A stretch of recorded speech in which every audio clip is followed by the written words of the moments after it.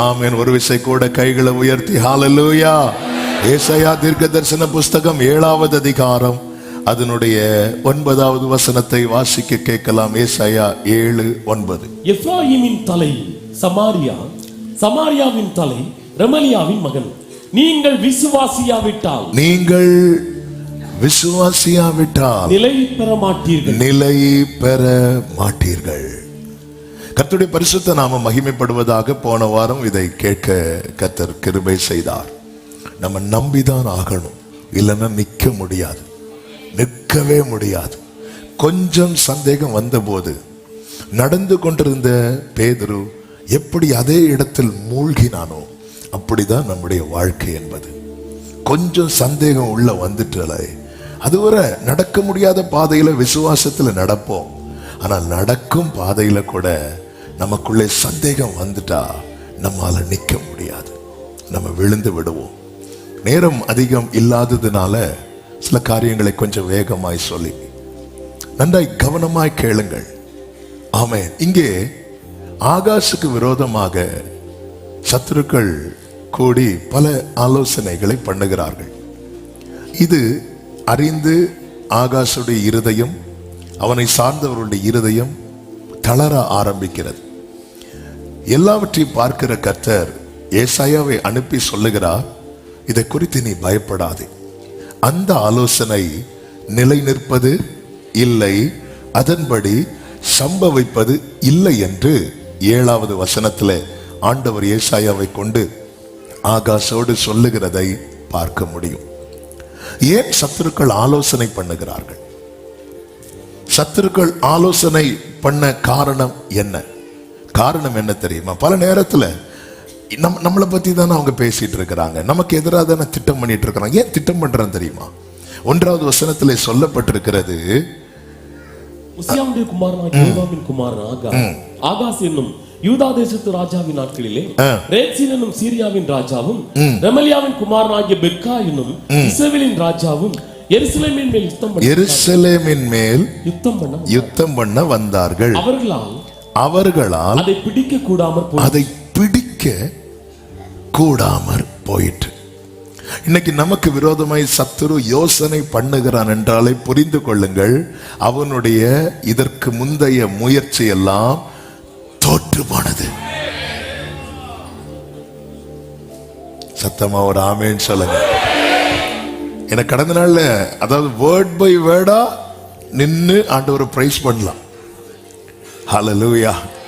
நமக்கு அதுக்கு டைம் பார்த்தாது, ஒரே சர்வீஸ்னா இழுத்துட்டு போயிடலாம். ஆமென். ஏன் திட்டம் பண்றாங்க? 4 பேர் உங்களுக்கு விரோதமா கூடி பேசுறாங்கன்னா புரிஞ்சுக்கோங்க, இதுக்கு முந்தின பிளான் என்னாச்சு தெரியுமா? ஃபெயிலியர் ஆயிட்டு. ஹல்லேலூயா. தாவீது கொன்று போடும்படிக்கு 1 சாமுவேல் 19:1 தாவீதை கொன்று போடும்படி சவுல் தன் குமாரனாகிய யோனத்தானோடும் தன் ஊழியக்காரர் எல்லாரோடும் பேசினான் அப்படின்னு இருக்கு. ஏன் பேசினா? ஏன் டிஸ்கஷன் அங்க ஓடுது? ஏன்னா முந்தின அதிகாரத்துல நமக்கு தெரியும், அவனை ஈட்டிய 2 வாட்டி எறிகிறான். அதற்கு அவர் என்ன பண்றாரு? தாவீது விலக்கி காக்கப்படுகிறான். முந்தின பிளான் ஃபிளாப் ஆயிட்டு, முந்தி போட்ட திட்டம் எல்லாம் இல்லாமல் ஆகிவிட்டது. ஒரு தேவ பிள்ளை இதை அறியணும்.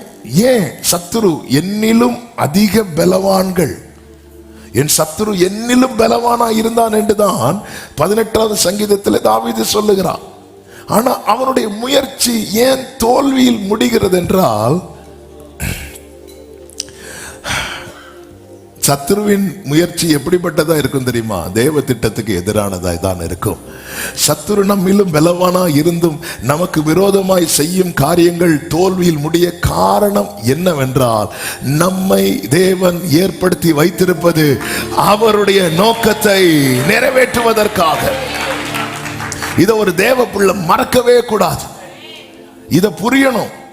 ஏற்கனவே அவங்க வந்தாங்க, அவங்களால கூடாமற் போயிட்டு இப்ப அவங்க டிஸ்கஷன் ஓடுது. இவங்கெல்லாம் சேர்ந்து என்ன டிஸ்கஸ் பண்றாங்க பாருங்க. அதனுடைய 4-5 வசனங்கள்ல பாத்தீங்கன்னா, நீ அவனை நோக்கி சீரியர் எப்ராயிமோடும் ரெமலியாவின் மகனோடும் உனக்கு விரோதமாய் துராலோசனை பண்ணி நாம் யூதாவுக்கு விரோதமாய் போய் அதை நெருக்கி அதை நமக்குள்ளே பங்கிட்டு கொண்டு அதற்கு தபேயாலின் குமாரனை ராஜாவாக ஏற்படுத்துவோம் என்று சொன்னது நிமித்தம். அப்ப 3 காரியத்தை சத்துருவின் பிளான்ல இருக்கு. ஒண்ணு என்ன தெரியுமா? அவங்களுக்கு பிரஷர் கொடுப்போம், நெருக்கத்தை கொடுப்போம், நெருக்கத்தை கொடுப்போம், பயங்கரமான நெருக்கத்தை கொடுப்போம். நெருக்கத்தை கொடுக்கணும், அவன் கிட்ட இருக்கிறத நமக்குள்ளே பங்கிட்டுக் கொள்வோம். 3வது, அந்த இடத்துல இன்னொரு ஆளை வைப்போம். நெருக்கணும், நெருக்க வேண்டும், பறிக்க வேண்டும், அகற்ற வேண்டும். சத்துருவினுடைய பிளான். ஏன்னா அவன் போட்ட திட்டம் எல்லாம் ஃப்ளாப் ஆயிட்டு. என்னைக்குமே இல்லாத நெருக்கம் இப்போ உங்க லைஃப்ல வருதுனாலே ஆண்டவர் சொல்ற, இதை நினைச்சு நீ பயப்படாத அப்படிங்கிற. ஆமென். இதுவரை நான் கண்டிராத நெருக்கம். இந்த நெருக்கம் எப்படிப்பட்ட நெருக்கம் தெரியுமா? என் கையில இருந்து எல்லாத்தையும் பிடுங்க போறாங்க, என்ன மாத்த போறாங்க. அப்போஸ்தலர்கள், நான் செய்திக்குள்ள போகல, ஏன்னா ஒரு தேவ பிள்ளை நம்பிக்கையின் விஷயத்துல ஸ்ட்ராங்கா இருக்க வேண்டும் என்பதற்காக தான் இது சொல்லுகிறேன். அவங்க பிளான் பாத்தீங்களா? நெருக்கணும், பறிக்கணும், அகற்றணும். அதாவது ஆகாஷ் இந்த ஸ்தானத்துல இருப்பது உங்களுக்கு பிடிக்கல. உங்களை தேவன் ஒரு நிலையில வைத்திருக்கிறாரு, ஒரு நிலையில வைத்திருக்கிறாரு. அதுல நீங்க அந்த நிலையை விட்டு உங்களை துரத்துவதற்கு சத்துரு பிளான் பண்றானே புரிஞ்சுக்கோங்க. இன்னைக்கு உங்க கையில ஒண்ணுமே இல்லாம இருக்கலாம், ஆனா நீங்க இந்த நிலையில இருக்கிறதுனால நாளைக்கு நடக்க போறத அவன் ஸ்மெல் பண்ண ஆரம்பிச்சுட்டான். அதனாலதான் உங்களை மாத்தி இன்னொரு ஆளை வைக்க அவன் துடிக்கிறான், துடிக்கிறான். அப்போஸ்தலர்களை இல்லாமல் ஆக்க வேண்டும் என ஆலோசனை சங்கத்தார் எல்லாம் பேசிட்டு இருக்கும் போது, ஏன்னா பேதுருவை ஜெயில போட்டு பார்த்தாச்சு, அங்க இருந்து தூதனால வெளியே வந்தாச்சு. முந்தின முயற்சி எல்லாம் என்ன ஆயிட்டு? ஃபெயிலியர் ஆயிட்டு. இன்னைக்கு விரோதமாய் உங்களுக்கு விரோதமா ஒரு கூட்டம் கூடுதுன்னா புரிஞ்சுக்கோங்க, நேத்து அவர்களுடைய முயற்சி என்ன ஆயிட்டு தெரியுமா? ஃபெயிலியர் ஆயிட்டு. அப்போ ஒரு காரியம் தெரியுது, சத்துருவின் முயற்சி ஃபெயிலியர் ஆச்சுன்னா அடுத்து அவனுடைய பிளான் ஹெவியா இருக்கும். ஆமென். சரி, இதுக்கு அதுவே பரவாயில்ல, இதுக்கு முதல் வேவே பரவாயில்ல. சத்துருவின் முயற்சி ஃபெயிலியர் ஆயிட்டுன்னு வைங்களேன், சவுல் போய் பெலிஸ்தியரை அடிச்சுட்டு வரான். அடுத்து அவன் பெலிஸ்தியர் போட்ட பிளான் பாத்தீங்களா? ஒருத்தன் கையில என்ன இருக்கக்கூடாது? ஆயுதம் இருக்கக்கூடாது. அதனால அந்த ஊர்ல ஒரு கொல்லன் இருக்கக்கூடாது. அவ்வளவு கொல்லனையும் தூக்கு. கொல்லனே இல்ல, கொல்லனே இல்ல. இப்ப ஆயுதம் எடுக்கணும்னா எங்க தான் போனோம்? பெலிஸ்தியர் கிட்ட தான் போனோம். பிளான் போடுறான் பாருங்க, அடுத்த திட்டத்தை பாருங்க. அவன் திட்டம் வந்து ஹெவியா இருக்கும். இஸ்ரவேலரோடு டைரக்டா ஃபைட் பண்ணா ஜெயிக்க முடியாது. ஏன்னா இஸ்ரவேலின் தேவன் பெரியவர் என அறிந்ததுனாலதான் பெலிஸ்தியர் தந்திரமா வந்து சொல்றாங்க, உங்களில் ஒருவனை அனுப்புங்க அப்படிங்கிறான். ஒருத்தனை அட்டாக் பண்ணும், மொத்த சேனைய வந்தா சேனைகளின் கர்த்தர் நிப்பார்.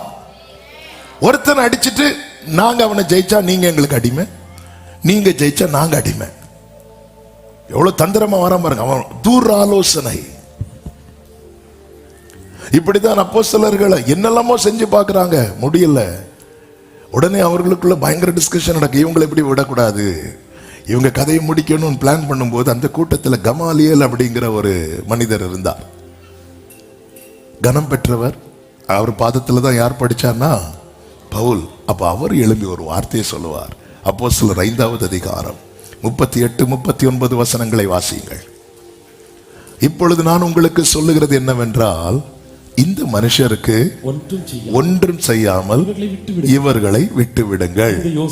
இந்த வேர்டை கவனிக்கணும். இந்த யோசனையும் இந்த கிரியையும் மனுஷரால் உண்டாயிருந்ததானால் ஒளிந்து போ, தேவனால் உண்டாயிருந்ததானால் அதை ஒழித்துவிட உங்களால் கூடாது.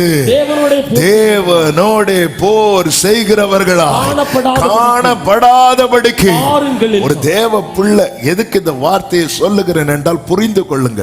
உங்களை ஒரு நிலையில வைத்திருப்பது கர்த்தரானால், உங்களை ஒரு நிலையிலே உயர்த்தி வைத்திருப்பது கர்த்தரானால், உங்களை ஒரு நிலையிலே வாழ வைத்திருப்பது கர்த்தரானால், அதற்கு விரோதமாய் எழும்புகிறவர்கள் தேவனோடு போர் செய்கிறார்கள். அல்லேலூயா. இந்த யோசனை மனுஷனால் உண்டாயிருந்ததானால் அது ஒளிந்து போகும். இது தேவனால் உண்டாயிருந்ததா. எங்க பேதுரு பயன்படுவதற்கு முன்னாடியே பேதுரு ஒழிக்க நினைத்தவன் அல்லவா பிசாசு? நடந்துச்சா? நானும் உன் விசுவாசம் ஒளிந்து போகாதபடி உனக்காய் பேதுரு இன்னும் பயன்படவே ஆரம்பிக்கல. பெந்தேகோஸ்தே நாள்ல தானே பயன்பட தொடங்கினான். அழைப்பு இருக்கு, ஆனா இன்னும் பயன்படல. பயன்படுவதற்கு முன்னாடி அநேகரை ஒழித்து போட நினைக்கிறான் சத்துரு. பேதுரு என்ன நடந்துச்சு? பேதுரு இந்த 3 வருஷத்துல கடல் மேல் நடந்த இது எத்தனை தடவை சொல்லுவீங்க? பேதுரு இது எத்தனை தடவை? இன்னும் யூஸ் ஆகலையே 4 பேருக்கு பேதுருவே. ஆனா அதுக்கு முன்னாடியே அழிக்க நினைக்கிறான். பாத்தீங்களா? அழைப்பு இருக்கு, ஆனா இன்னும் நான் பயன்படுவதற்கு முன்னாடியே எனக்கு பிரஷர் ஜாஸ்தியா இருக்கு. அது அழிக்க நினைக்கிறான் பிசாசு. ஆமே, அதனாலதான் போதும் போதும் வாழ்க்கையை வெறுத்து போதுங்கிற நிலை. கமாலியலுக்கு தெரியுது, கர்த்தருடைய பிள்ளைகளுக்கு தெரிய மாட்டேங்குது. இது தேவனால் உண்டாயிருந்ததானால், என்னை அழைத்தது தேவனானால், என்னை தெரிந்தெடுத்தது தேவனானால், என்னை அபிஷேகித்தது தேவனானால், என்னை பிரித்தெடுத்தது தேவனானால், எனக்கு விரோதமாய் எழும்புகிறவர்கள் தேவனோடு போர் செய்கிறார்கள். ஆமென் சொல்றவங்க மட்டும் நல்ல கையை தட்டி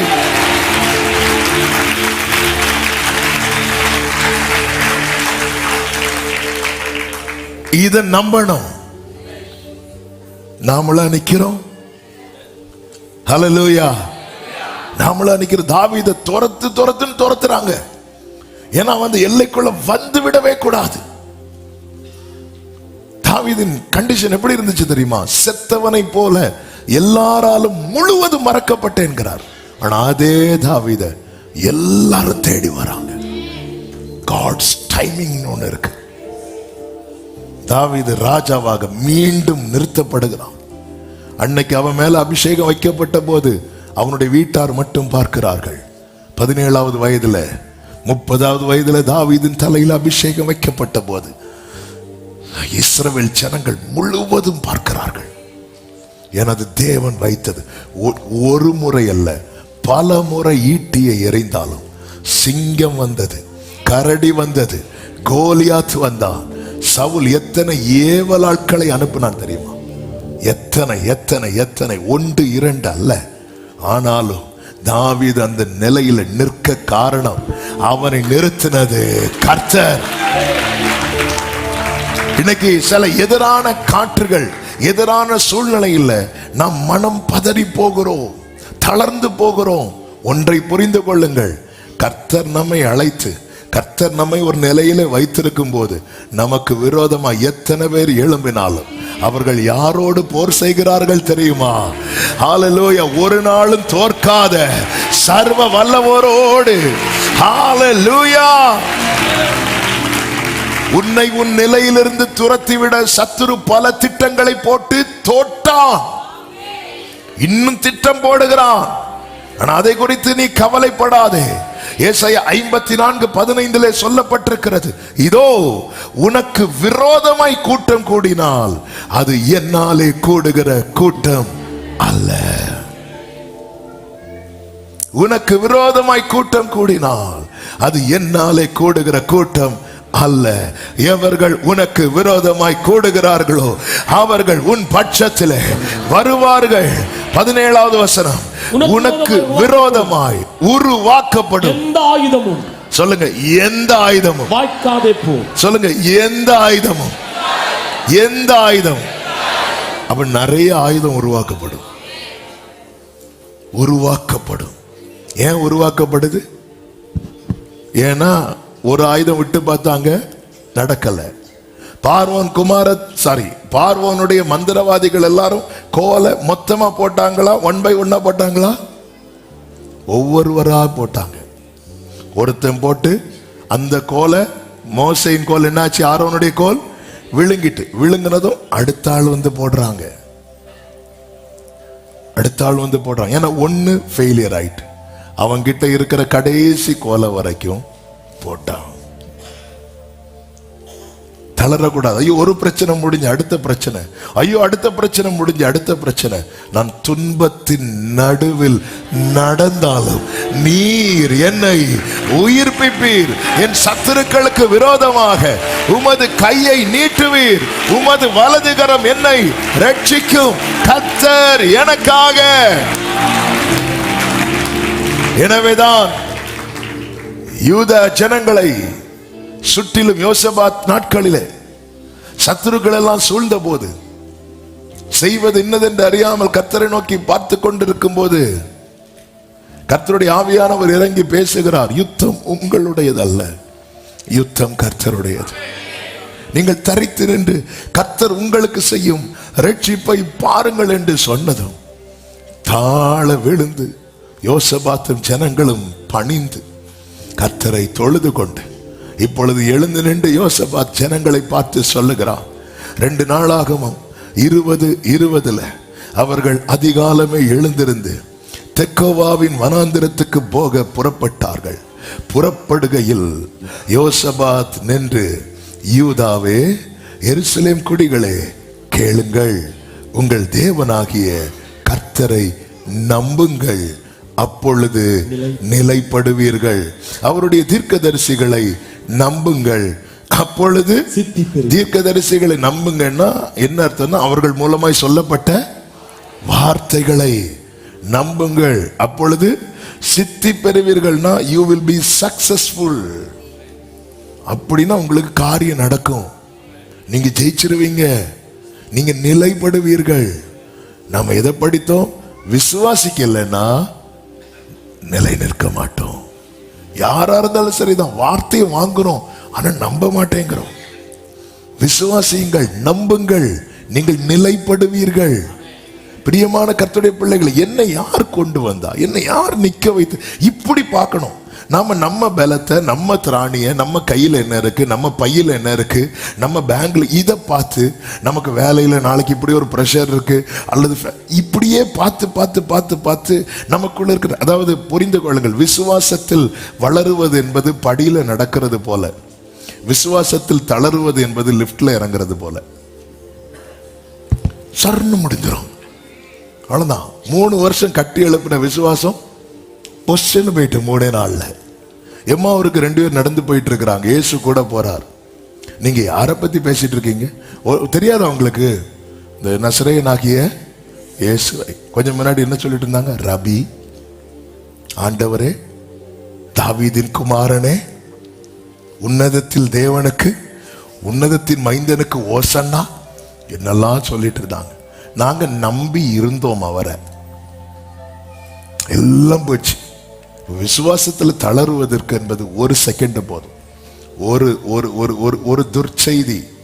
ஒரு துர்ச்செய்தியை வேவு பார்த்துட்டு வந்தவர்கள் பரப்பினதும் அத்தனை நாட்கள் அவர்கள் கண்ட அடையாளங்களை, அற்புதங்கள் எல்லாம் மறந்து எகிப்துக்கு போக புறப்பட்டவர்கள் தான் இஸ்ரவேல் ஜனங்கள். நாமும் அதற்கு விதிவிலக்கு அல்ல. எத்தனையோ வருஷமா கர்த்தர் கட்டி எழுப்பின விசுவாசத்தை ஒரு ராங் இன்ஃபர்மேஷன், ஒரு தவறான செய்தி அல்லது ஒரு துர்ச்செய்தி அதை கொலாப்ஸ் ஆக்கி நம்ம இடிந்து விழ வைக்கும். எலியாவே, போதும் ஆண்டவர், என்னை எடுத்துக்கொள்ளும், நான் நல்லவன் அல்ல என்று சொல்லும் அளவுக்கு விசுவாச ஜீவியத்தை முடக்கி போட்டுவிடும். இதற்கு நாம், அதனாலதான் பைபிள் சொல்லுகிறது, இவங்க தளர்ந்தது உண்மைதான், அந்த இடத்துல வார்த்தை வருதா, அதை நம்பி எழும்புங்க, அதை நம்பி எழும்புங்க. இவங்க நம்பி எழும்புனாங்க. நீங்க நடத்துங்க, அதுக்கப்புறம் நான் எழும்புவேன் இல்லை, நம்பி எழும்புங்க. ஹல்லேலூயா. வார்த்தை வருதா, வார்த்தையை நம்புங்க, வசனத்தை நம்புங்கள்.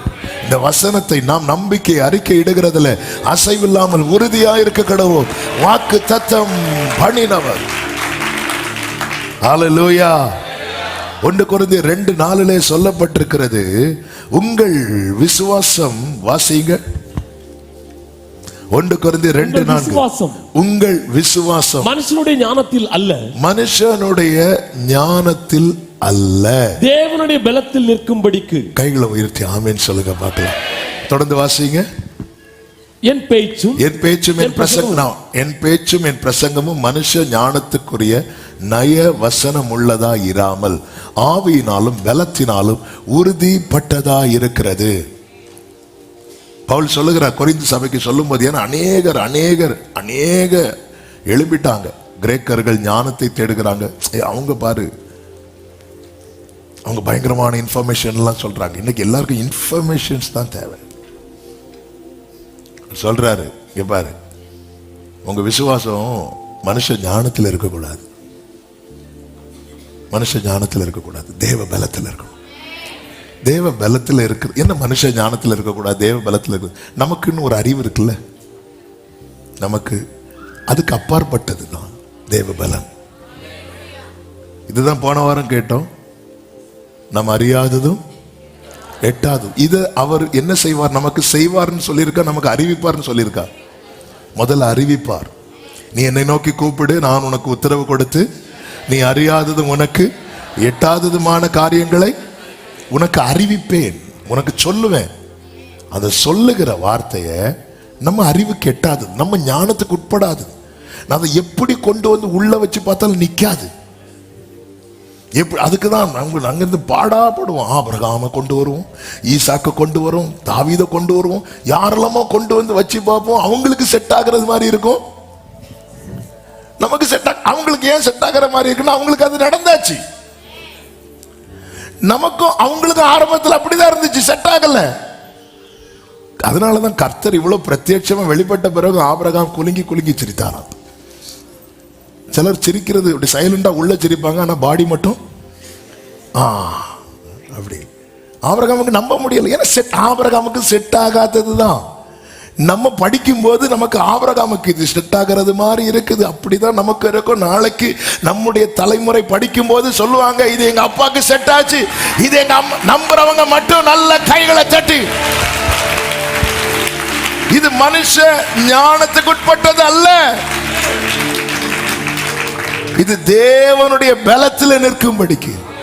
என் பேச்சும் என் பிரசங்கமும் ஆவியினாலும் பலத்தினாலும் உறுதிப்படுத்தப்பட்டதா இருக்கிறது. பிரசங்கம் இஷ்டத்துக்கு இருக்குங்க, பிரசங்கத்துக்கு பஞ்சமே கிடையாது. ஆனா நம்முடைய விசுவாசம் என்பது இது மனுஷனுடைய ஞானத்தினால் அல்ல. எவ்வளவு காரியங்களை சயின்ஸ்ல கண்டுபிடித்த பல காரியங்களை ரொம்ப வருஷம் கழிச்சு அது இல்லைன்னு ப்ரூவ் பண்ணியிருக்காங்க. அப்படி கிடையாது, இது இப்படின்னு. அதாவது மாறிட்டே இருக்கு, எல்லாமே மாறிட்டே இருக்கு. தேவ பலன் இது வந்து அதாவது விசுவாசம் என்பது என்ன? நம்பப்படுகிறவைகளின் உறுதி, காணப்படாதவைகளின் நிச்சயம். நம்ம உலகம் என்ன சொல்லும்? நீ கண்ணால் காண்பது பொய், காதால் கேட்பது பொய். உலகம் பார்க்கதே பொய்ன்னு சொல்லுது. ஆனா விசுவாசம் என்பது என்ன தெரியுமா? நீ பார்க்கவே இல்லை தெரியுமா, நான் பார்க்கல. அதனாலதான் பைபிள் தூரத்திலே அவைகளை கண்டு, எவைகளை கண்டு? எனக்காக நிலையான நகரத்தை கர்த்தர் என்ன பண்ணி இருக்கிறார்? ஆயத்தம் பண்ணி. தூரத்திலே அவைகளை கண்டு நம்பி அணைத்து கொண்டு. இப்படி பார்த்தா எப்படி இருக்கும்? பவுல் சொல்லுகிறார், நாங்கள் காணப்படாதவைகளை நோக்கி இருக்கிறோம். என்ன இவர் பார்த்துட்டு இருக்கிறாரு? கூட போய் இப்படி பார்த்தா என்ன தெரியுது? இப்படி பார்த்துட்டு இருக்கிறார் பவுல். என்ன தெரியுது? காணப்படாதவைகளை நோக்கி கொண்டிருக்கிறோம். பைத்தியமா? அப்படிதான் தெரியும். காணப்படல, ஆனா நான் நம்புறேன். எதை வச்சு நம்புற? அவர் என்கிட்ட பேசி இருக்கிறார். என்ன சொல்லி இருக்கணும்? யோசபாத்துட்ட வந்து, யோசபாத்து நீ யாரை பார்த்து பயந்து நிக்கிறியோ அவங்க கதையெல்லாம் நான் முடிச்சுட்டேன், எலும்பு, இப்படிதானே சொல்லியிருக்கணும். இல்ல, கர்த்தர் யுத்தம் பண்ணுவார். அவ்வளவுதான், கர்த்தர் சொல்லிட்டார். பொய் சொல்லவோ மனமாறவோ நீர் மனிதர் அல்லவே, நீர் மனிதர் அல்லவே. பொய் சொல்லவோ மனம் மாறவோ நீர் மனிதர் அல்லவே. நீர் மனிதர் வலது கரத்தை உயர்த்தி நீர் நேற்றும் இன்றும் என்றும் மாறாதவர். ஆமே. நீர் சொன்னதை செய்து முடிக்க வல்லவர். சொல்லுங்க, நீர் நேற்றும் இன்றும் என்றும் மாறாதவர். நீர் நேற்றும் இன்றும் என்றும் மாறாதவர். உடரமரோ சந்தனலரே. நீர் சொன்னதை செய்து முடிக்க வல்லவர். காலங்கள் மாறலாம், காலங்கள் மாறலாம். Glory. சூழ்நிலை மாறலாம், மனிதர்கள் மாறலாம். நீரோ என்று மாறாதவர். காலங்கள் மாறலாம், உடரம சந்தனலப பிரார்த்தனமோ சந்தனல. நீரோ என்று மாறாதவர். ஹல்லேலூயா. தேவ பலத்துல, தேவ பலத்துல, தேவ பலத்துல தான் நம்முடைய விசுவாசமே நிக்க முடியும். நம்முடைய விசுவாசம் அதுல தான் நிக்கும். மனுஷ ஞானத்துல என்ன, அது இல்லைன்னு ஆகும்போது நம்மளால் தாங்க முடியாது. மனுஷ ஞானம் என்பது அவன் தன்னுடைய அறிவை வைத்து அதை வெளிப்படுத்துகிறான். தேவனுடைய அதாவது கிறிஸ்துவனுடைய பைத்தியம் என்பது மனுஷருடைய ஞானத்திற்கும் மேலானது. அது என்ன கிறிஸ்துவனுடைய பைத்தியம் அப்படி இல்லை. அது அதனுடைய சரியான அர்த்தம் என்னன்னா, அவர் சும்மா செய்யறார் தெரியுமா. அவர் சும்மா செய்யறது கூட மனுஷன் மொத்தமா யோசித்து செய்யறதை விட பெருசா இருக்கணும். ஹல்லேலூயா. சும்மா சும்மா பண்ணேன், தெரியாம பண்ணிட்டேன். இந்த தெரியாம அவர் பண்றாரு தெரியுமா. சும்மா விளையாட்டுக்கு தட்டுறது கூட மனுஷன் ரொம்ப யோசித்து யோசித்து யோசித்து யோசித்து யோசித்து யோசித்து யோசித்து யோசித்து யோசித்து பண்ற செயலை விட டாப்ல இருக்குமா. அப்படிப்பட்டவர் நம்ம கிட்ட ஒரு வார்த்தையை தரும்போது அது நடக்குமா நடக்காது. ஹல்லேலூயா. அதனாலதான் பாருங்க, நம்முடைய விசுவாசத்துல வரக்கூடிய பெரிய சோதனை என்ன தெரியுமா. நம்ம எப்போ நம்ப ஆரம்பிப்போமோ அப்பதான் கேள்விகள்லாம் வரும். ஹல்லேலூயா. அப்பா, பலிக்கான ஆட்டுக்குட்டி எங்க? சுத்தி வருவாங்க. இங்க பாரு, இன்னது நம்பிட்டு இருக்காத, உனக்கு வயசாயிட்டு இருக்கு. ஆமே. கர்த்தர் இன்னைக்கு அற்புதம் செய்ய வல்லவராக இருக்கிறார். கடந்த 3 வாரத்துக்கு முன்னாடி ஒரு வயசானவங்க வந்தாங்க. ஒரு சின்ன பையனை கூட்டிட்டு வந்தாங்க. அப்போ அப்படி சரி, பேர பிள்ளை கூட்டிட்டு வராங்க, ஜோமண்ணை கூட்டிட்டு வராங்கன்னு சொல்லிட்டு அவங்கள உள்ள கூப்பிட்டு உட்கார வச்சு பேசிட்டு இருக்கும்போது, மகனுடைய பையனா மகளுடைய பையனா அப்படின்னு கேட்கறதுக்கு அப்படி வாய திறக்க போறேன். அவங்க சொன்னாங்க, பாஸ்டர், கர்த்தர் எங்களை காத்திருக்க வைத்து. அந்த தாயார் சொல்றாங்க, என்னுடைய 60வது வயதுல இந்த பையனை எனக்கு கொடுத்தாங்க.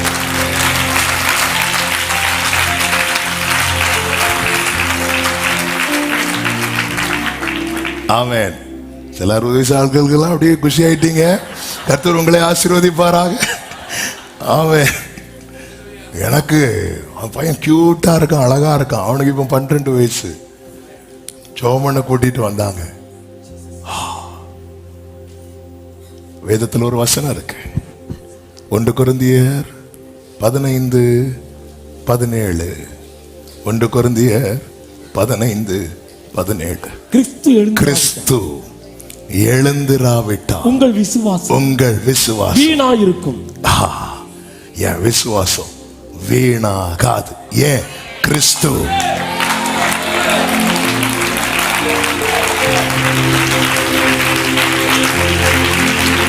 நல்ல ஆர்ப்பரிப்போடு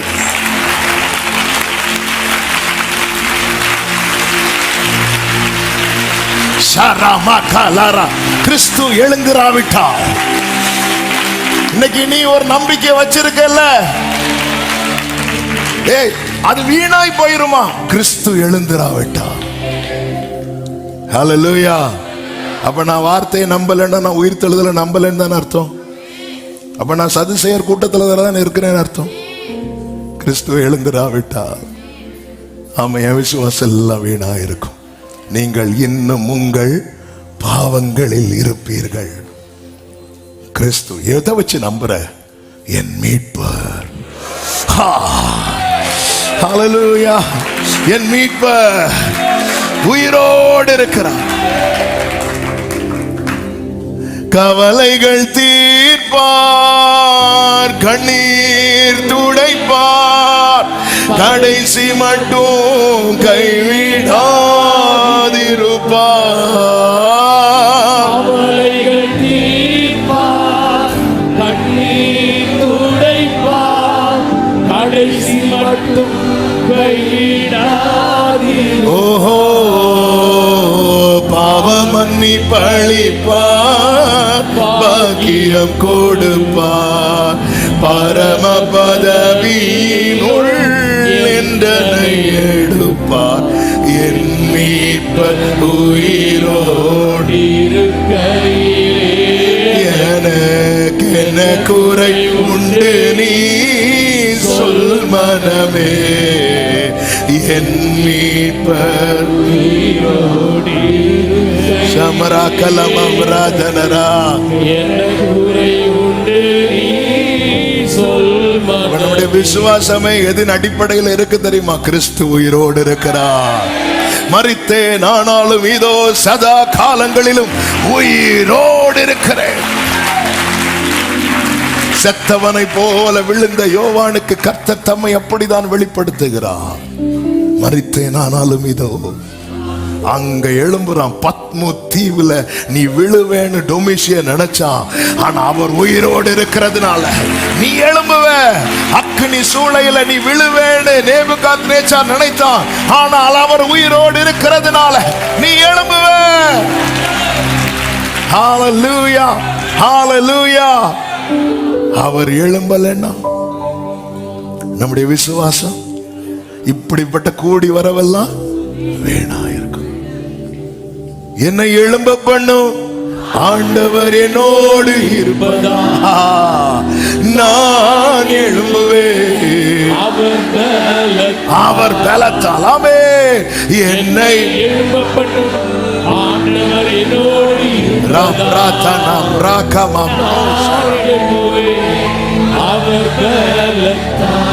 அதாவது விசுவாசத்தினுடைய அடிப்படையே தேவன் உண்டென்று விசுவாசிக்கணும். அப்படிதான் பைபிள்ல இருக்கு. எபிரேயர் 11:6 தானே, விசுவாசம் இல்லாமல் தேவனுக்கு பிரியமாயிருப்பது கூடாத காரியம். வாசிங்க. ஏனென்றால் தேவனிடத்தில் சேருகிறவன் அவர் உண்டென்றும், இதுதான் ஆரம்பம். அவர் உண்டென்றும் அவர் தம்மை தேடுகிறவர்களுக்கு பலன் அளிக்கிறவர் என்றும் விசுவாசிக்க வேண்டும். அவர் உண்டு. ஆமென். என்னை கொன்று போட்டாலும் நான் உம்மை நம்புவேன். யோபு இவ்வளவு ஸ்ட்ராங்கா பிலீவ் பண்ண ரீசன் என்ன? அவர் உயிரோடு இருக்கிறார். அவர் மட்டும் உயிரோடு எழும்பலன்னா என் விசுவாசம் வீணா இருக்கும். இந்த காலை வேளையில எத்தனை பேர் இதை நம்புறீங்க? என் இயேசு உயிரோடு எழுந்தார். என் மீட்பர் உயிரோடு இருக்கிறார். என் ஆண்டவர் மரணத்தை ஜெயமாய் விழுங்கி 3வது நாளில உயிர் தெழுந்தார்னு சொல்றவங்க நல்ல கைகளை தட்டி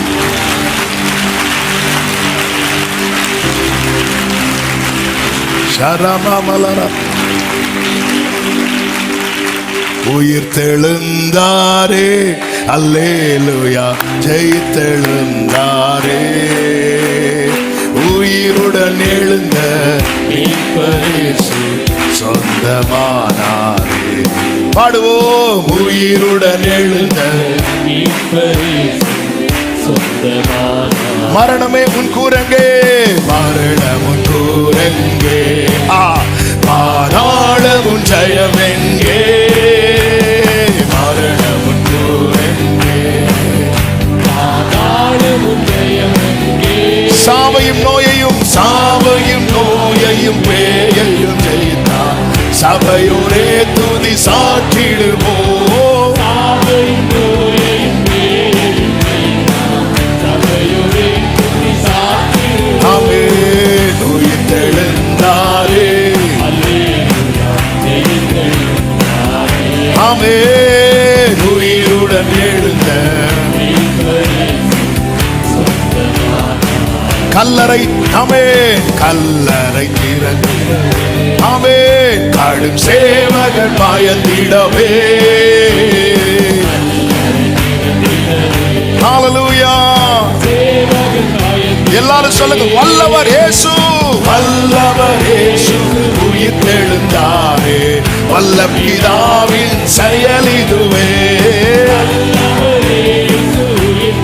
வல்ல பிதாவின் செயல் உயிர்த்தெழுந்தாரே உயிர்த்தெழுந்தாரே அல்லேலூயா ஜெயித்தெழுந்தாரே ஆமென் ஓ சொந்தமான ரெமம்ரோதனலரே ஹalleluya ஆமென் ஆமென் ஆமென் இன்னைக்கு ஃபுல்லா பாடிட்டே இருக்கலாம் என் விசுவாசம் வீணாகாது பக்கத்துல பார்த்து சொல்லுங்க என் விசுவாசம் வீண் போகாது என் விசுவாசம் வீணாகாது ஏன்னு சொல்லுங்க சொல்லுங்க பக்கத்துல பார்த்து மரணமுன் கூரங்கே பாதாளமுன் ஜெயமெங்கே நீ விசுவாசித்தால் தேவனுடைய மகிமையை காண்பாய் சாவையும் நோயையும் பேயையும் ஜெயித்தார் சபையோரே துதி சாட்டிடுவோம்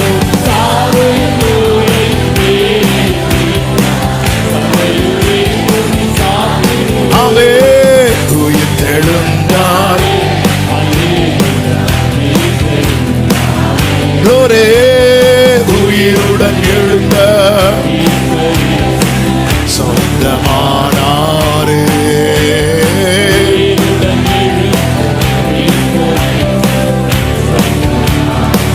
எம்மாவூர் சீஷர்களே எம்மாவூர் சீஷர்களே எல்லா மன இருள் இப்பொழுதே நம்முடைய மன இருள் நீங்குவதாக ஒரு அம்மா கலரமா சந்தனரா எம்மன கலக்கங்கள் எம்மன கலக்கங்கள் எத்தனை பேருக்கு நீங்குச்சு எத்தனை பேருக்கு நீங்குச்சு ஓ ரமா சேமாம் ரே தனமம் ரோ ஹalleluya விசுவாசம் வீண் போகாதே ஆமென் உயிர்த்தெழுந்தாரே ஜெயித்தெழுந்தாரே உயிருடன் glory ஆமென் உயிருடன் ஆமென் ஆமென் ஆமென் ஆமென் எம்மன கலக்கங்கள் நீங்கினது எத்தனை பேருக்கு உண்மையா சொல்ல முடியும் ஒரு நம்பிக்கை வந்திருக்கிறது ஒரு தைரியம் வந்திருக்கிறது என் விசுவாசம் வீண் போகாது நம்ம விசுவாசத்துல நிலைத்திருக்க ஹalleluya ஒரே லைன்ல முடிச்சிட்டார் என்ன காஸ்பல் இது அவர் உயிரோடு எழும்பலடா விசுவாசம் வீணாயிருக்கும் நீங்க உங்க பாவத்திலே இருந்திருப்பீங்க ஹalleluya ஹalleluya அந்த பவுல் சொல்லுகிறார் நான் விசுவாசித்திருக்கிறவர் இன்னார் என்பதை அறிவேன் அவர் யார் உயிரோடு இருக்கிறார் நான் அவரிடத்தில் ஒப்புவித்ததை அவர் அந்நாள் வரை காத்துக்கொள்ள ஆமென் சொல்லுங்க பார்க்கலாம் நாம் விசுவாசத்தில் நிலைக்க வேண்டியது எவ்வளவு அவசியம் தெரியுமா 2 தீமோத்தேயு 1:5 தீமோத்தேயுக்கு எழுதும் போது பவுல் இப்படி சொல்லுகிறார்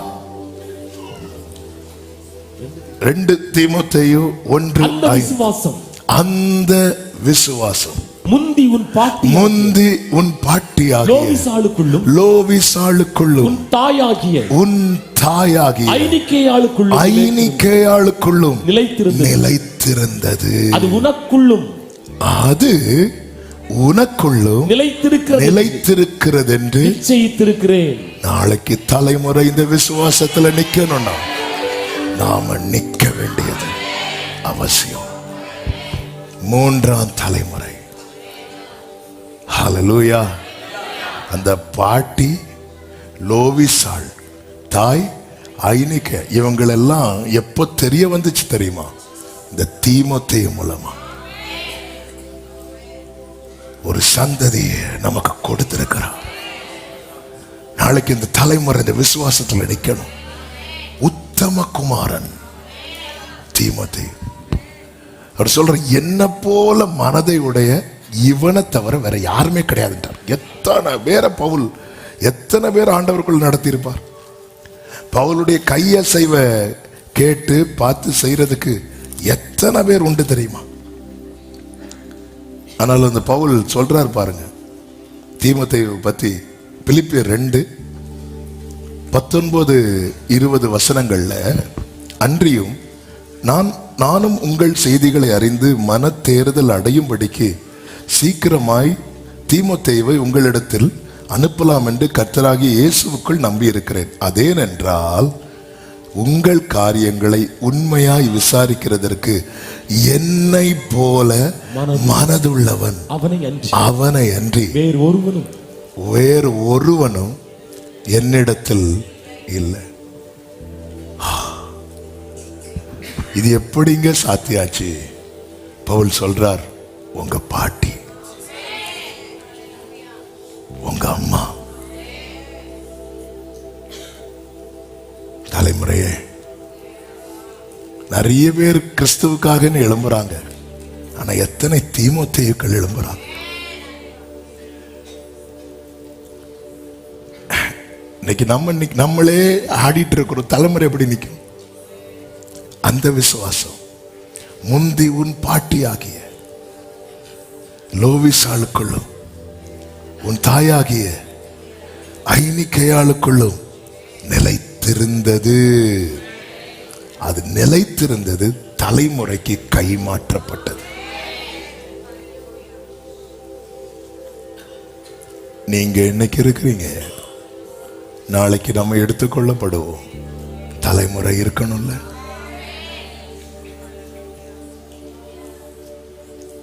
அது நிலைத்திருந்தது.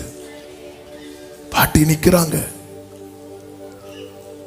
அம்மா நிக்கிறாங்க, இவங்களை எல்லாம் எப்போ இங்க தீமோத்தேயுக்கு பாட்டிக்கும் அம்மாவுக்கு பேர் இங்கதான் நமக்கே தெரியுது. இவன் ஃபேமஸ் எல்லாம் கிடையாது, யாருக்குமே தெரியாது. ஆனா நிலைத்திருக்கிறாங்க, நிலைத்திருக்கிறாங்க. பிரியமான சபையே, இன்னைக்கு உங்களை யாருக்குமே தெரியாது, நீங்க அறிமுகம் இல்லாதவர்கள் தான். ஆனா கர்த்தர் பேரில் இருக்கிற விசுவாசத்துல நிலைத்திருந்தா நாளைக்கு உங்கள் பிள்ளைகள் தீமோத்தேயுக்களாய் உலகம் அறியும்படிக்கு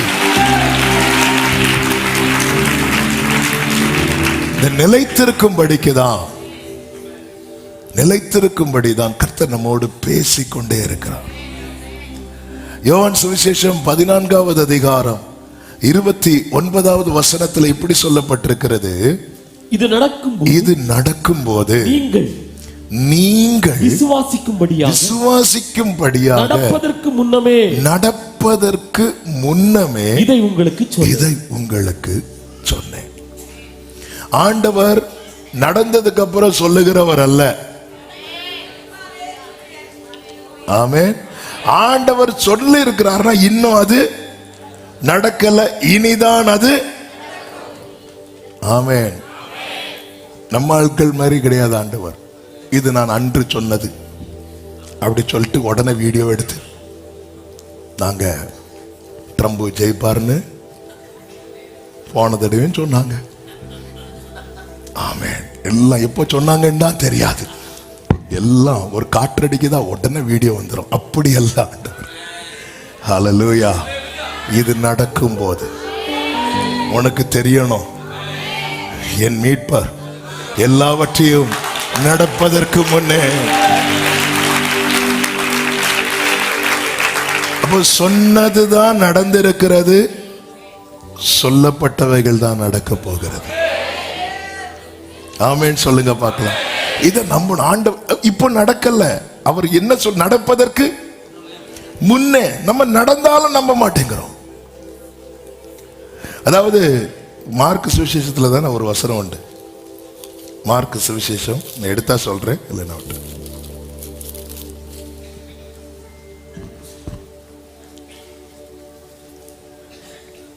ஆமென்.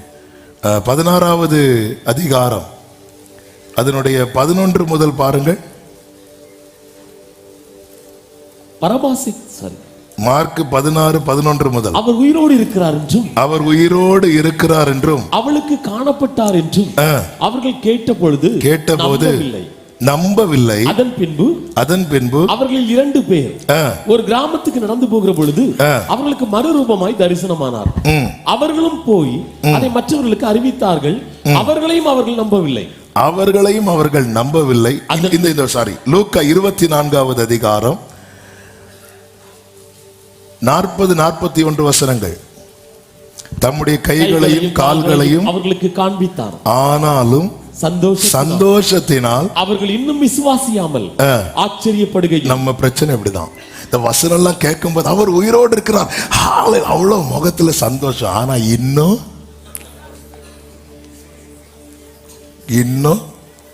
உயிர் தெழுந்தாரே ரிதம் போட்டோம்னா தலை ஆட்டோமேட்டிக்கா ஃப்ரண்ட்ல பேக்ல போயிட்டு வருது. ஆனால் இன்னும் விசுவாசிக்கல. அப்பதான் ஆண்டவர் கேட்க, சாப்பிட ஏதாவது இருக்கு? ஆமே, இன்னும் விசுவாசிக்கல. ஆனாலும் சந்தோஷத்தினால் நமக்கு ஆண்டவர் சமூகத்தில் வரும்போது ஒரு சந்தோஷம் வருது. நான் கொஞ்சம் கவலையை மறந்து கவலையை மறந்து இருக்கிற ஒரே இடம் இங்கேதான். எனக்கு சந்தோஷம் இருக்கு, ஆனா என்ன இல்லை சந்தோஷம். அந்த பாட்டெல்லாம் கேட்கும் போது எப்படி இருக்கும் தெரியுமா? அந்த செய்தி கேட்கும் போது, செய்தி கடையில பஞ்சு கேட்கும் போது வந்து கூத்தணும், எப்படி இருக்கும்? சந்தோஷம் இருக்கு, ஆனா என்ன இல்லை? விசுவாசம் இல்லை. ஒன்னும் புரிஞ்சு, அப்பா பேசுறார், அவர் உயிரோடு இருக்கிறார். நான் அப்போ ஆண்டவருடைய வார்த்தையை டவுட் பண்றேன்னா நான் எதுல டவுட் பண்றேன் தெரியுமா? அவருடைய உயிர்த்தெழுதல்ல. ஆமென். இவைகள் நடக்கும்போது, நடப்பதற்கு முன்னே நான் இவைகளை உங்களுக்கு அறிவித்தேன். அப்போஸ்தலர் 14வது அதிகாரத்துல லீஸ்திராவிலே அப்போஸ்தலனாகிய பவுல் பிரசங்கித்துக் கொண்டிருக்கிறான். அப்பொழுது 8 முதல் பார்த்தீங்கன்னா தெரியும், பிறந்தது முதல் சப்பனியா இருந்து ஒருபோதும் நடவாமல் கால்கள் வழங்காதவனாய் உட்கார்ந்து பவுல் பேசுகிறதை கேட்டுக்கொண்டிருந்தான். அப்போஸ்தலர் 14:9 பவுல் பேசுகிறதை கேட்டுக்கொண்டிருந்தான். அவனை பவுல் உற்று பார்த்து, என்ன இந்த வசனம் ரொம்ப யோசிக்க வைத்த வசனம். உண்மையில் இது பவுல் பார்த்தானா அப்படிங்கிறத என்னுடைய கேள்வி. அப்போதான் ஆண்டவர் எனக்கு இன்னொரு வசனத்தை ஞாபகத்தில் கொண்டு வந்தார். பவுல் என்ன சொல்லுவார் தெரியுமா? நாம் நினைப்பதற்கும் வேண்டுவதற்கும் அதிகமாய் நமக்குள்ளே கிரியை செய்கிற. அப்போ பவுல் பார்க்கல, பவுல் சும்மா தான் பார்த்தார், ஆவியானவர் உற்று பார்க்கிறார். அல்லேலூயா. ஏன்னா பவுல் பேசல. பவுல் எதுல பேசல? ஏற்கனவே சொல்லு, நான் மனுஷன் ஞானத்தினால நயவசனிப்பினால பேசல, ஆவியினாலும் பலத்தினாலும் உறுதிப்படுத்தப்பட்டிருக்கிறது. அப்ப பவுல் பேசுறது யார் எடுத்து கொடுத்து பேசுறா? ஹோலி ஸ்பிரிட். அவர் கற்றதுல கமாலியல் பாதத்துல இருந்து படிச்சதை வச்சு அவர் பேசல. பவுல் சும்மா பார்த்தா, ஆவியானவர் உற்று பார்க்கிறார். இந்த ஒரு காலம் ஒருபோதும் நடவாமல், எல்லாரும் இந்த வேர்டை சொல்லுங்க. நாம கூட அப்படிதான் நினைச்சிட்டு இருக்கோம். சில காரியங்கள் ஒரு நாளும் இது நடக்காது. சிஸ்டர், எதுக்காக ஜெபம் பண்றீங்க? என் கணவனுடைய ரட்சிப்புக்காக. கவலைப்படாதீங்க சிஸ்டர், கர்த்தர் சீக்கிரமா ரட்சிப்பா. நடக்காது பாஸ்டர், அதுக்கு பரபாச கூட தீர்த்திடலாம் பாஸ்டர். அப்ப நீங்க எதுக்கு ஜெபம் பண்றீங்க? கணவனின் ரட்சிப்புக்காக. ஒருபோது நடக்காது. ஒருபோது நடவாதவன் அவன் வசனம் கேட்டுட்டே இருக்கான். அவன் வசனத்தை கேட்டுக்கொண்டிருந்தான். அப்படிதான் இருக்கு, கேட்டுக்கொண்டிருந்தான். என்னை கேட்டுக்கொண்டிருக்கிற அன்பு உள்ளமே, நீங்க கேட்டுட்டே இருங்க. கேட்டுட்டே இருக்கும்போது அவர் உற்று பார்ப்பார். உற்று பார்த்து ரட்சிப்புக்கு ஏற்ற கவனிங்க, ரட்சிப்புக்கு ஏற்ற விசுவாசம் அவனுக்கு உண்டென்று யார் கண்டா? அல்லேலூயா. நமக்கே தெரியாது. அவன்கிட்ட கேட்கலாம். அவன் ஒரு ஆமேன்னு சொன்னான் இருக்கா, அவன் இப்படி கேட்டுட்டே இருக்கிறான். இந்த வசனம் போய் அதான் விசுவாசத்தை துவக்குகிறவர். ரட்சிப்புக்கு கண்டு நீ எழுந்து கால் ஊண்டி நிமிர்ந்து நில். விசுவாசம் நமக்குள்ள வந்துட்டுன்னு வைங்களேன், எந்த நிலையில் இருந்தாலும் கர்த்தர் நம்மளை நிமிர்ந்து தான் நிற்க வைப்பார் என்று உரத்த சத்தத்தோட சொன்னான். உடனே அவன் குதித்தெழுந்து நடந்தான் அப்படின்ற. அவன் கேட்க வைக்கிறார், கேட்க வச்சுட்டே இருக்கிறார். ஒரு டைம் வரும், அந்த டைம் வரும்போது அவர் உற்று பார்ப்பார். உற்று பார்த்து கேட்ட காரியம் நம்முடைய வாழ்க்கையில நிறைவேறும்படிக்கு நம்மை நிமிர்ந்து நடக்க பண்ணுவார். நீங்க இதை விசுவாசிக்கலன்னா நிலைக்க மாட்டேன். நான் விசுவாசிக்கதான் என்ன செய்யணும்? வசனத்தை கேட்கணும். வசனத்தை கேட்கும் போது மனசுல எதை அஸ்திவாரமா வச்சிருன்னு தெரியுமா? அவர் உயிரோடு இருக்கிறார். அவர் உயிரோடு இருக்கிறார். ஒரு வசனத்தை கூட வாசித்து ஜெபிக்கலாம். எசேக்கியேல் 37வது அதிகாரம் 11 முதல் நீங்கள் பார்த்தீங்கன்னா, அவர் என்னை நோக்கி, மனுபுத்திரனே, நான் வாசிக்கிறேன், மனுபுத்திரனே, இந்த எலும்புகள் இஸ்ரவேல் வம்சத்தார் அனைவருமே, இதோ அவர்கள் எங்கள் எலும்புகள் உலர்ந்து போயிற்று, எங்கள் நம்பிக்கை அற்று போயிற்று, நாங்கள் அறுப்புண்டு போகிறோம் என்கிறார்கள். ஆகையால் நீ தீர்க்க தரிசனம் உரைத்து அவர்களோடு சொல்ல வேண்டியது என்னவென்றால், கர்த்தராகிய ஆண்டவர் உரைக்கிறார், இதோ என் ஜனங்களே, நான் உங்கள் பிரேத குழிகளை திறந்து உங்களை உங்கள் பிரேத குழிகளிலிருந்து வெளிப்படவும் உங்களை இஸ்ரவேல் தேசத்துக்கு வரவும் பண்ணுவேன். என் ஜனங்களே, நான் உங்கள் பிரேத குழிகளை திறந்து உங்களை உங்கள் பிரேத குழிகளிலிருந்து வெளிப்பட பண்ணும்போது நான் கர்த்தர் என்று அறிந்து கொள்வீர்கள். என் ஆவியை உங்களுக்குள் வைப்பேன், நீங்கள் உயிரடைவீர்கள். நான் உங்களை உங்கள் தேசத்தில் வைப்பேன், அப்பொழுது நான் கர்த்தர் என்று அறிந்து கொள்வீர்கள். இதை சொன்னேன், இதை செய்வேன் என்று உலர்ந்த எலும்புகளை காண்பித்து, உலர்ந்த எலும்பு சேனையாய் நிற்கும்னு சொன்னா நாம் ஆமேன்னு சொல்லுவோம். நம்மளும் நம்ம கர்த்தர் நிறுத்துவார்னா ஆமேன்னு சொல்ல மாட்டோம்.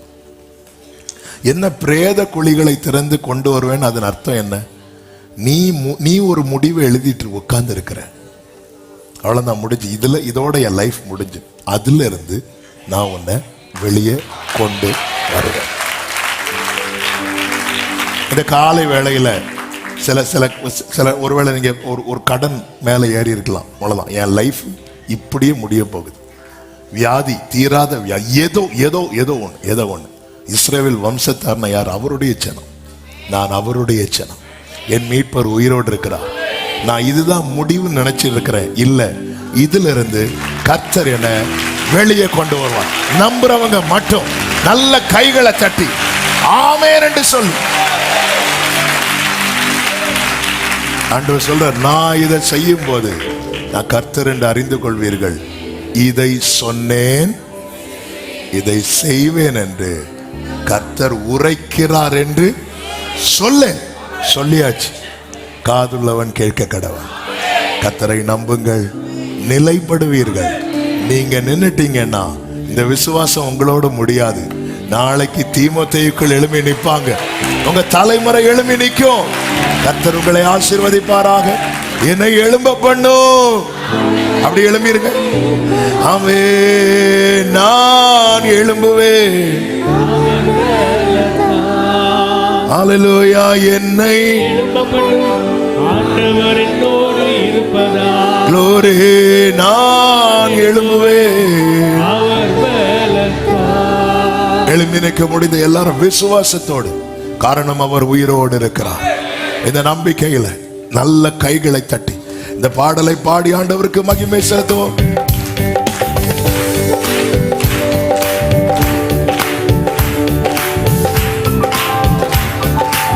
என்னை பலப்படுத்தும், தேவன் உயிரோடு இருக்கிறார்.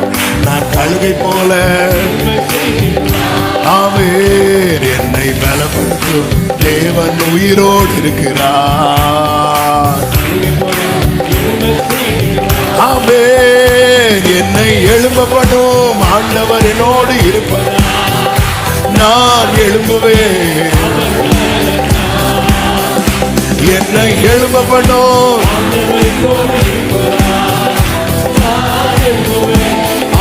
ஒரு விஷயம் கூட, என்னை பலப்படுத்தும், என்னை பலப்படுத்தும் தேவன் உயிரோடு இருக்கிறார். நான் கழுகை போல. உன் விசுவாசம் வீணாகாது. காரணம் கிறிஸ்து உயிரோடு இருக்கிறார். கிறிஸ்து உயிரோடு இருக்கிறார். என்னை எழுப்ப பண்ணும். என்னை எழுப்ப பண்ணும்.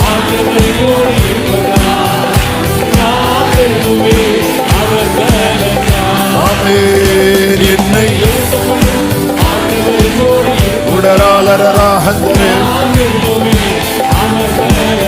என் வாழ்வை இடிக்கும். என் வாழ்வை இடிக்கும் சத்துருவை காட்டிலும் என் வாழ்வை கட்டும் தேவன் பலமுள்ளவர். என் வாழ்வை இடிக்கும். என் வாழ்வை கட்டும் தேவன். அறிக்கை செய்யுங்க, அறிக்கை செய்யுங்க. சத்துரு இடிக்க எடுத்திட்ட காலத்திலும் வேகமா என்னை. ஆமென். சத்துரு இடிக்க நல்ல கையை தட்டி சொல்லுவோம். என்னை எழும்ப பண்ணும். நான் எழும்புவேன். ஹல்லேலூயா. என்னை எழும்ப பண்ணும்.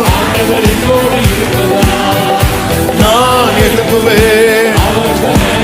சொல்லுங்க. என் பலன் ஒன்றுமில்லை. என் பலன் ஒன்றுமில்லை என்று நான் அறிவேன். அவர் பலன் இன்றும் குறையவில்லை.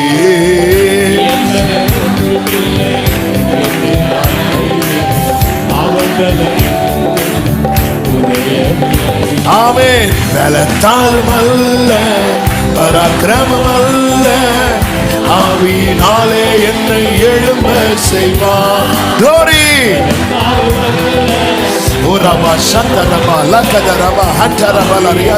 நல்ல கையை தட்டி பாடுவோம். என்னை எழும்ப பண்ணும்.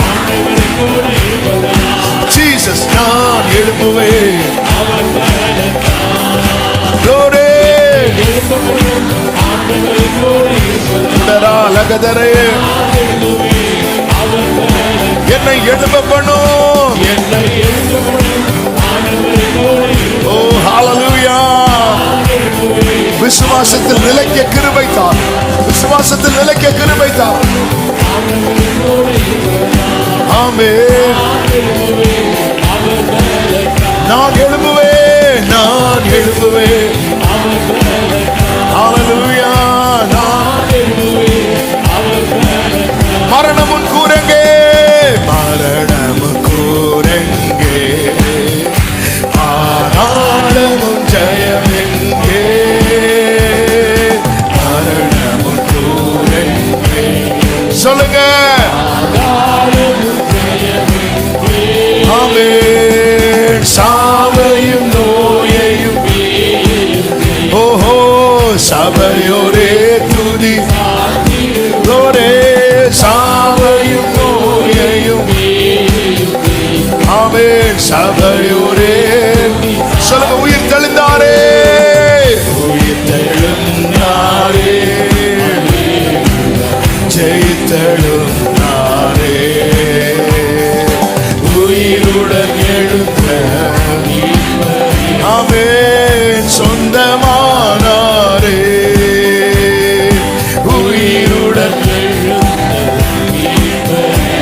ஓ முழு பலத்தோடு கைகளை தட்டி நம் மீட்பர் உயிரோடு இருக்கிறார். சொன்ன யாவற்றையும் ஒன்றும் குறையாமல் ஒன்றும் தவறாமல் செய்வார். ஹalleluya. ஹalleluya. கர்த்தர் நல்லவர்.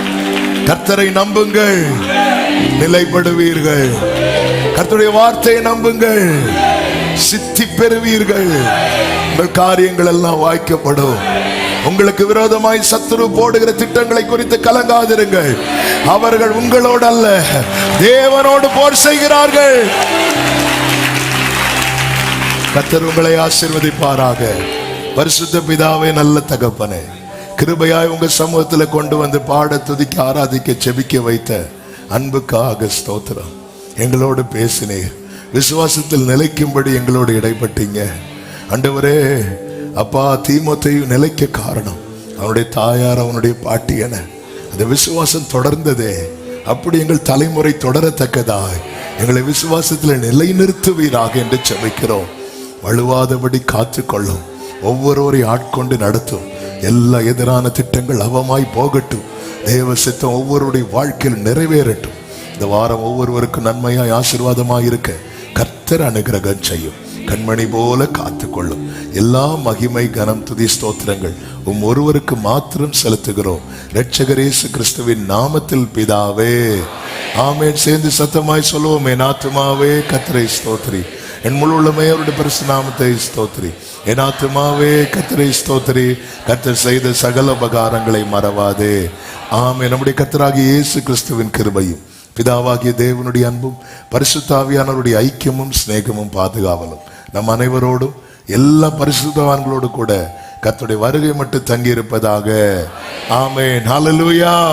God bless you. கர்த்தர் உங்களை ஆசீர்வதிப்பார்.